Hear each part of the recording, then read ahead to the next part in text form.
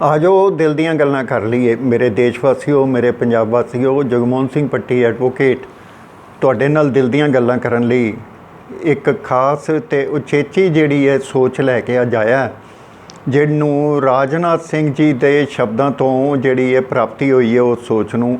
ਉਹ ਸੋਚ ਕੀ ਹੈ? ਰਾਜਨਾਥ ਸਿੰਘ ਜੀ ਨੇ ਕਿਹਾ, ਜਿਹੜੇ ਸਾਡੇ ਭਾਰਤੀ ਜਨਤਾ ਪਾਰਟੀ ਦੇ ਟੌਪ ਦੇ ਸੀਨੀਅਰ ਮਿਨਿਸਟਰ ਨੇ, ਉਹਨਾਂ ਨੇ ਇਹ ਕਿਹਾ, ਜਿਨ੍ਹਾਂ ਨੂੰ ਡਿਫੈਂਸ ਮਿਨਿਸਟਰੀ ਵੀ ਦਿੱਤੀ ਗਈ ਤੇ ਹੋਰ ਉਹਨਾਂ ਨੇ ਕਈ ਜਿਹੜੇ ਨੇ ਮਹੱਤਵਪੂਰਨ ਡਿਪਾਰਟਮੈਂਟ ਜਿਹੜੇ ਸੰਭਾਲੇ, ਉਹਨਾਂ ਨੇ ਇਹ ਕਿਹਾ ਕਿਸਾਨੀ ਅੰਦੋਲਨ ਦੇ ਉੱਤੇ ਤਰਕ ਜਾਂ ਲੌਜਿਕ ਦੀ ਗੱਲ ਜਿਹੜੀ ਇਹ ਕਰਨੀ ਚਾਹੀਦੀ ਹੈ। ਮੈਂ ਰਾਜਨਾਥ ਸਿੰਘ ਜੀ ਦੀ ਇਸ ਗੱਲ ਨਾਲ ਸਹਿਮਤ ਹਾਂ, ਲੇਕਿਨ ਇੰਨਾ ਸਹਿਮਤ ਨਹੀਂ ਕਿ ਤਰਕ ਜਾਂ ਲੌਜਿਕ ਜਿਹੜਾ ਸਾਡੇ ਕਿਸਾਨ ਵੀਰ ਜਿਹੜੇ ਨੇ ਦੇ ਸਕਣ।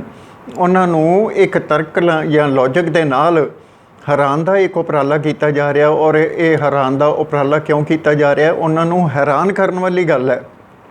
ਕਿਸਾਨ ਨੇ ਆਪਣੀ ਕਿਸਾਨੀ ਬੀਜਣੀ ਹੈ, ਕਿਸਾਨੀ ਵੱਢਣੀ ਹੈ ਅਤੇ ਕਿਸਾਨੀ ਵੇਚਣੀ ਹੈ, ਅਤੇ ਇਹਨਾਂ ਨੇ ਆਪਣੇ ਤਰਕ ਵੱਢਣੇ ਨੇ। ਇਹ ਕਿੱਥੋਂ ਤੱਕ ਨਿਆਂ ਦੀ ਗੱਲ ਹੈ? ਅਗਰ ਜੇ ਇੱਥੇ ਇਹ ਕਿਹਾ ਜਾਏ ਕਿ ਰਾਜਨਾਥ ਸਿੰਘ ਜੀ ਤੁਸੀਂ ਇਹ ਤਰਕ ਦੀ ਗੱਲ ਕੀਤੀ ਹੈ, 11 ਵਾਰੀ ਤਰਕ ਜਿਹੜਾ ਫੇਲ ਹੋਇਆ, ਔਰ ਕਿਸਾਨਾਂ ਨੇ ਬਾਰ-ਬਾਰ ਇੱਕੋ ਹੀ ਗੱਲ ਕਹੀ ਹੈ, ਜਿਹਨੂੰ ਤੁਸੀਂ ਇਹ ਕਹਿੰਦੇ ਹੋ ਹਾਂ ਜਾਂ ਨਾ ਦੇ ਵਿੱਚ ਗੱਲ ਨਹੀਂ ਹੋਣੀ ਚਾਹੀਦੀ। ਕਿਉਂ ਨਹੀਂ ਹੋਣੀ ਚਾਹੀਦੀ ਹਾਂ ਜਾਂ ਨਾ ਦੇ ਵਿੱਚ ਗੱਲ? ਤੁਸੀਂ ਕਿਸੇ ਵਿਦੇਸ਼ੀ ਸੰਸਥਾ ਨਾਲ ਗੱਲ ਕਰ ਰਹੇ ਹੋ, ਵਿਦੇਸ਼ ਦੇ ਲੋਕਾਂ ਨਾਲ ਗੱਲ ਕਰ ਰਹੇ ਹੋ, ਵਿਦੇਸ਼ੀ ਸਰਕਾਰ ਨਾਲ ਗੱਲ ਕਰ ਰਹੇ ਹੋ, ਜਾਂ ਆਪਣੇ ਦੇਸ਼ ਦੇ ਲੋਕਾਂ ਨਾਲ ਗੱਲ ਕਰ ਰਹੇ ਹੋ? ਇੱਥੇ ਮੈਂ ਤੁਹਾਨੂੰ ਇੱਕ ਗੱਲ ਚੇਤਾਉਣੀ ਚਾਹਾਂਗਾ ਰਾਜਨਾਥ ਸਿੰਘ ਜੀ, ਕਿ ਤੁਸੀਂ ਉਪਰਾਲਾ ਤਾਂ ਚੰਗਾ ਕੀਤਾ ਹੈ, ਇਹਦੇ ਵਿੱਚ ਵੀ ਕਿਹਾ ਜਿਹੜੀ ਕਿਸਾਨੀ ਹੈ ਉਹਨੇ ਆਰਥਿਕ ਸੰਕਟ ਵੇਲੇ ਦੇਸ਼ 'ਤੇ ਇੱਕ ਬੜਾ ਵੱਡਾ ਅਹਿਮ ਯੋਗਦਾਨ ਦਿੱਤਾ, ਔਰ ਜੇ ਅਹਿਮ ਯੋਗਦਾਨ ਦਿੱਤਾ ਹੈ, ਤੁਹਾਡੇ ਵਿਚਾਰਾਂ ਦੀ ਮੈਂ ਜਿਹੜੀ ਹੈ ਸ਼ਲਾਘਾ ਵੀ ਕਰਦਾ ਅਤੇ ਭਰਪੂਰ ਜਿਹੜੀ ਹੈ ਇਹਨਾਂ ਦੀ ਜਿੰਨੀ ਕੁ ਹੋ ਸਕੇ ਤਾਰੀਫ ਵੀ ਕਰਦਾ ਕਿ ਤੁਸੀਂ ਦੇਸ਼ ਦੇ ਲੋਕਾਂ ਦਾ, ਦੇਸ਼ ਦੀ ਕਿਸਾਨੀ ਦਾ, ਦੇਸ਼ ਦੇ ਕਾਨੂੰਨਾਂ ਉੱਤੇ ਆਏ 3 ਕਾਲੇ ਕਾਨੂੰਨ, ਜਿਨ੍ਹਾਂ ਨੂੰ ਅਸੀਂ ਆਰਾਮ ਨਾਲ ਇਹ ਕਹਿ ਸਕਦੇ ਹਾਂ ਕਿ ਇਹ ਕਾਨੂੰਨ ਜਿਹੜੇ ਨੇ ਕਿਸਾਨੀ ਕਾਨੂੰਨ ਨਾ ਹੋ ਕੇ ਇਹ ਮਾਰੂ ਕਾਨੂੰਨ ਨੇ, ਔਰ ਛੋਟੇ ਛੋਟੇ ਕਿਸਾਨਾਂ ਦੀਆਂ ਜ਼ਮੀਨਾਂ ਖੋਹੀਆਂ ਜਾ ਰਹੀਆਂ ਨੇ। ਜਿਹੜੀ ਇੱਕ ਪਿੱਛੇ ਜਿਹੀ ਖਬਰ ਵੀ ਆ ਗਈ ਸੀ ਕਿ ਜਿਹੜਾ 6-6 ਹਜ਼ਾਰ ਰੁਪਈਆ ਕਿਸਾਨਾਂ ਨੂੰ ਦਿੱਤਾ ਜਾ ਰਿਹਾ, ਉਹ ਜਿਹੜਾ ਵਾਪਸ ਲੈਣ ਲਈ ਵੀ ਕਈ ਕਿਸਾਨ ਵੀਰਾਂ ਨੂੰ ਜਿਹੜੇ ਸੰਬੰਧਿਤ ਤਹਿਸੀਲਦਾਰ ਨੇ ਜਾਂ ਅਥਾਰਟੀਜ਼ ਨੇ, ਉਹਨਾਂ ਦੇ ਰਾਹੀਂ ਇਹ ਜਿਹੜਾ ਇਹ ਨੋਟਿਸ ਦੇ ਦਿੱਤਾ ਗਿਆ ਕਿ ਤੇ ਇਹ ਪੈਸੇ ਤੁਸੀਂ ਜਮ੍ਹਾਂ ਕਰਾਓ।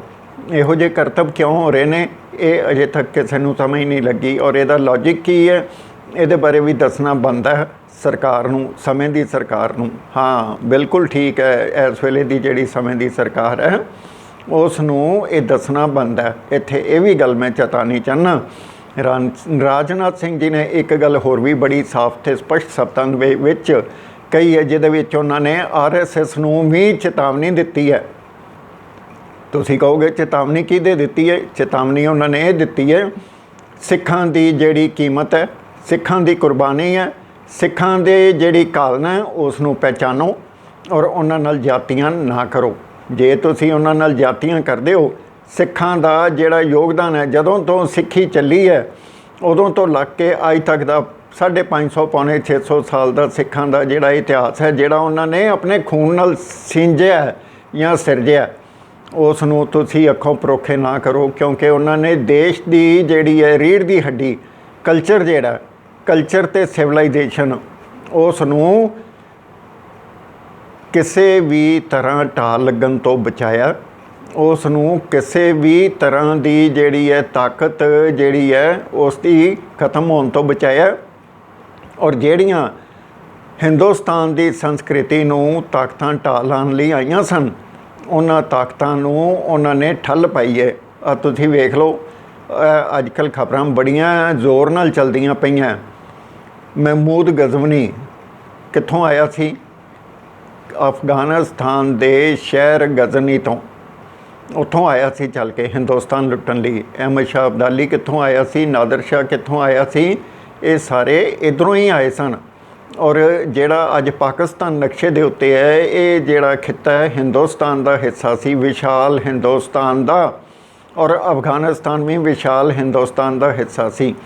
ਅੱਜ ਉੱਥੇ ਜੋ ਅਫਗਾਨਿਸਤਾਨ ਦੇ ਵਿੱਚ ਲੁੱਟ ਖਸੁੱਟ ਦਾ ਬਾਜ਼ਾਰ ਗਰਮ ਹੋਇਆ ਦਾ, ਉਸ ਬਾਜ਼ਾਰ ਨੂੰ ਤੁਸੀਂ ਦੇਖ ਸਕਦੇ ਹੋ। ਉਹਨਾਂ ਦੀ ਨੀਤੀ ਤੇ ਬਦਨੀਤੀ ਦੇ ਉੱਤੇ ਦੇਸ਼ ਜਿਹੜਾ ਕੋਈ ਵੀ ਉਹਨਾਂ ਨੂੰ ਵਿਸ਼ਵਾਸ ਨਹੀਂ ਕਰਦਾ।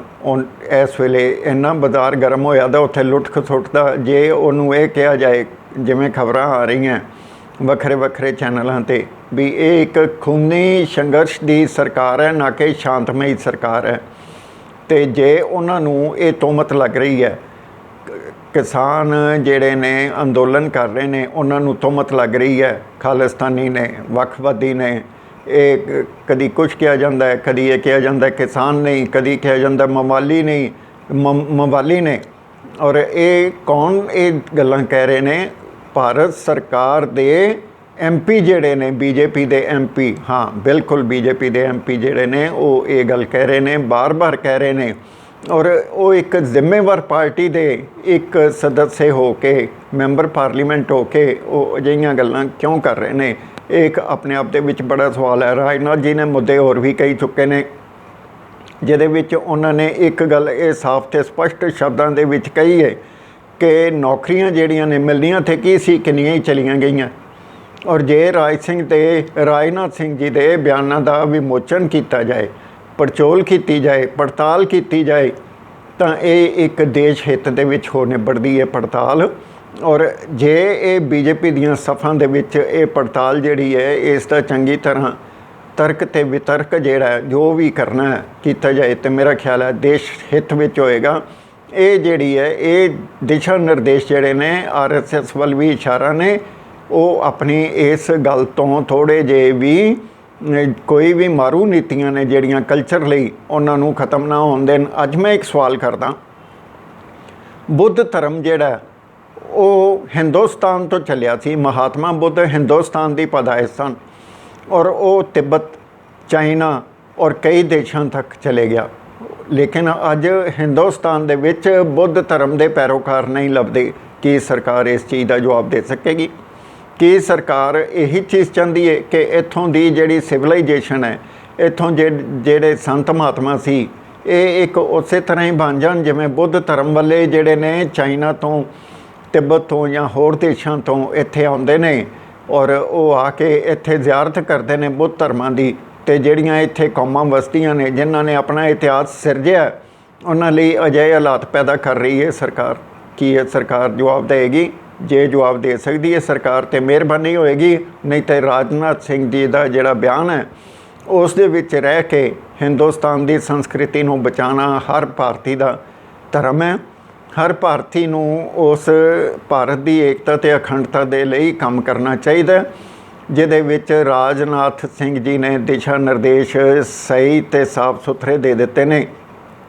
ਇੱਥੇ ਅੱਜ ਮੈਂ ਇੱਕ ਗੱਲ ਹੋਰ ਵੀ ਕਰਨੀ ਚਾਹੁੰਦਾ, ਮਹਿੰਗਾਈ ਜਿਹੜੀ ਹੈ ਬਾਰ-ਬਾਰ ਵੱਧਦੀ ਜਾ ਰਹੀ ਹੈ, ਆਰਥਿਕਤਾ ਜਿਹੜੀ ਹੈ ਟੁੱਟ ਰਹੀ ਹੈ, ਦੇਸ਼ ਆਰਥਿਕ ਮੰਦਵਾੜੇ ਵੱਲ ਜਾ ਰਿਹਾ ਹੈ।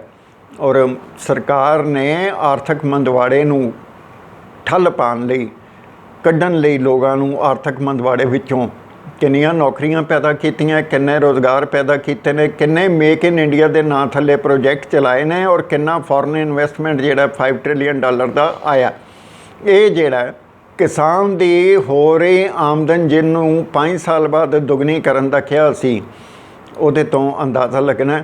ਅੱਜ ਦੇਖੋ ਸੈਂਟਰਲ ਗੌਰਮੈਂਟ ਦੇ ਜਿਹੜੇ ਐਮਪਲਾਈਜ਼ ਨੇ ਉਹਨਾਂ ਨੂੰ DA ਦੀ ਕਿਸ਼ਤ ਦੇ ਦਿੱਤੀ ਗਈ ਹੈ, ਔਰ ਅੱਗੋਂ ਹੋਰ DA ਵਧਾਉਣ ਦੀਆਂ ਯਤਨਾਂ ਕੀਤੀਆਂ ਜਾ ਰਹੀਆਂ।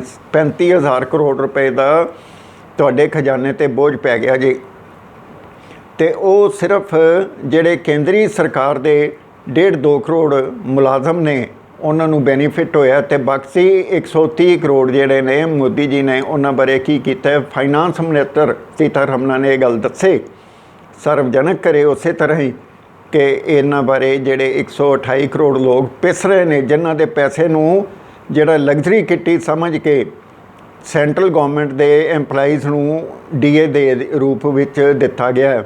ਉਸ DA ਦੇ ਰੂਪ ਵਿੱਚ ਦਿੱਤੇ ਪੈਸੇ ਦਾ ਕਾਰਨ ਕੀ ਸੀ, ਔਰ ਦੇਸ਼ ਦੇ ਲੋਕ ਜਿਹੜੇ ਨੇ ਉਹਨਾਂ ਬਾਰੇ ਕਿਹੜੀਆਂ ਵਿਸ਼ੇਸ਼ ਯੋਜਨਾਵਾਂ ਚਲਾਈਆਂ ਗਈਆਂ, ਇਹ ਕੀ ਮੋਦੀ ਸਾਹਿਬ ਦੱਸਣ ਦਾ ਯਤਨ ਕਰਨਗੇ, ਅਤੇ ਸਰਕਾਰ ਉਹਨਾਂ ਦਾ ਰਿਣੀ ਹੋਏਗਾ ਇਸ ਚੀਜ਼ ਦੇ ਉੱਤੇ।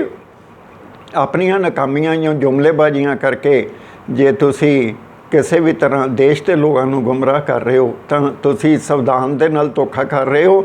ਸੰਵਿਧਾਨ ਦੀ ਉਸ ਸਹੁੰ ਦੇ ਨਾਲ ਧੋਖਾ ਕਰ ਰਹੇ ਹੋ ਜਿਹੜੀ ਸਹੁੰ ਤੁਸੀਂ ਸੰਵਿਧਾਨ ਦੇ ਥੱਲੇ ਚੁੱਕੀ ਸੀ, ਔਰ ਤੁਸੀਂ ਮੰਤਰੀ ਬਣੇ ਹੋ, ਤੁਸੀਂ MP ਬਣੇ ਹੋ, ਤੁਸੀਂ MLA ਬਣੇ ਹੋ। ਇਹਨਾਂ ਸਹੁੰਆਂ ਦਾ ਜਿਹੜਾ ਇੰਨਾ ਕੁ ਮੁੱਲ ਜਿਹੜਾ ਸਮਝ ਲਓ ਵੀ ਇਹਦਾ ਮੁੱਲ ਮੋੜਨਾ। ਇਹ ਨਹੀਂ ਵੀ ਸਹੁੰ ਦੀ ਚੁੱਕ ਕੇ ਤੇ ਖਿੱਲੀ ਉਡਾਉਣੀ ਹੈ। ਅੱਜ ਬਾਰ-ਬਾਰ ਜੇ ਦੇਖਿਆ ਜਾਏ ਤਾਂ ਸੰਵਿਧਾਨ ਦੀਆਂ ਧੱਜੀਆਂ ਕਿਵੇਂ ਉੱਡ ਰਹੀਆਂ, ਇਹ ਸਰਕਾਰ ਕਿਵੇਂ ਉਡਾ ਰਹੀਆਂ। ਦੇਖੋ, ਲੋਕ ਵੀ ਦੇਖ ਰਹੇ ਨੇ, ਦੇਸ਼ ਵਿੱਚ ਵੀ ਦੇਖਿਆ ਜਾ ਰਿਹਾ, ਵਿਦੇਸ਼ ਵਿੱਚ ਵੀ ਦੇਖਿਆ ਜਾ ਰਿਹਾ, ਲੇਕਿਨ ਇਸ ਚੀਜ਼ ਨੂੰ ਸਾਰਵਜਨਕ ਨਹੀਂ ਕੀਤਾ ਜਾ ਰਿਹਾ। ਕਿਉਂ ਨਹੀਂ ਕੀਤਾ ਜਾ ਰਿਹਾ? ਕਿਉਂਕਿ ਦੇਸ਼ ਦੀ ਆਰਥਿਕਤਾ ਬਾਰ-ਬਾਰ ਟੁੱਟ ਰਹੀ ਹੈ। ਪੈਟਰੋਲ ਡੀਜ਼ਲ ਦੀਆਂ ਕੀਮਤਾਂ ਬਾਰ-ਬਾਰ ਵੱਧ ਰਹੀਆਂ ਨੇ।